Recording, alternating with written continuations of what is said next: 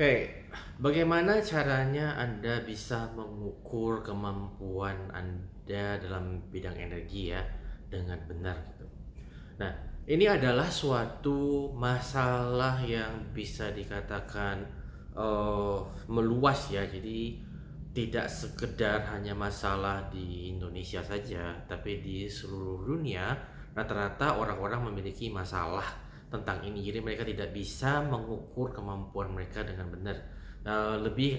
Berdasarkan apa kata teman, apa kata gurunya, oh kamu sudah secanggih gini gini gini, oh iya iya iya gitu.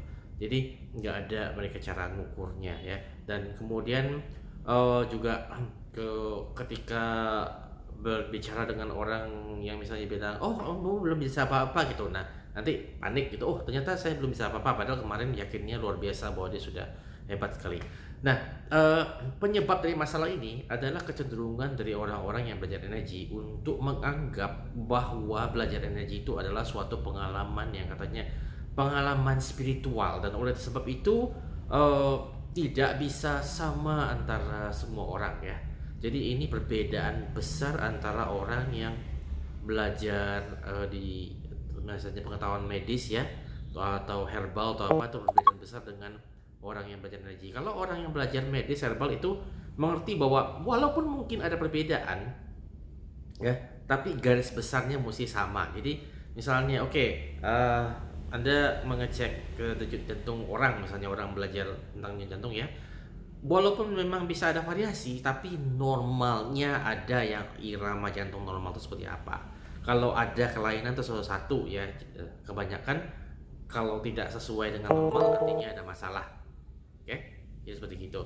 Nah, kalau di energi nggak begitu. Mereka bilang, oh kalau ada saya merasa begini, oh iya wajar. Merasa begini, oh iya wajar. Semuanya dianggap wajar karena semuanya dianggap adalah perbedaan pengalaman dari masing-masing. Kalau ada yang mengatakan, oh nggak seharusnya gini gini gini, ya misalnya, oh kamu seharusnya kalau energi kamu ada itu bisa keluar. Kalau nggak terasa keluar itu berarti nggak ada. Nanti ada aja yang komplain, oh nggak begitu. Itu sama seperti kalau kamu memegang gajah, satu pegang kaki, satu pegang gading, satu pegang belalai, bedanya beda-beda.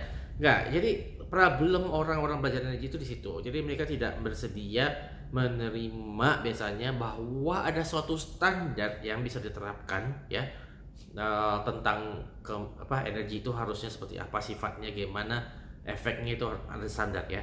Jadi itu ya, nomor satu, Anda harus bersedia menerima bahwa pengalaman Anda bisa distandarisasikan.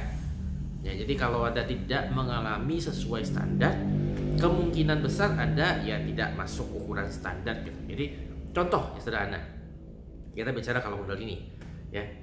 Oh, kundalini saya sampai mana? Itu bukan tergantung apa kata orang, tapi tergantung Anda sendiri. Ketika mengalirkan energi, Anda berasa sumbernya di mana ya. Bagi yang belum tahu, silakan, ada saya buat video udah lama ya, cara mengecek posisi kundalini sendiri. Jadi ketika Anda bicara, oh kundalini saya sudah sampai di kepala, itu adalah karena Anda ketika mengalirkan energi Anda keluar, Anda terasa energi Anda keluar, dan Anda terasa sumbernya berasal dari kepala ya. Nah, jadi orang-orang yang mengerti ada standar ini tidak akan mengatakan hal seperti, oh kundalini saya ada di cakra mahkota di sini, karena tidak pernah terasa energi itu masuk dari atas keluar ketika diniatkan untuk mengalir. Tapi bagi orang-orang yang menganggap semuanya itu adalah pengalaman spiritual, akan kata, oh ya pengalaman Anda beda, pengalaman kami beda kayak gitu ya. Dan mereka tidak punya cara untuk membuktikan itu walaupun secara logika sekalipun. Oke, jadi pokoknya intinya bagaimana gampangnya aja.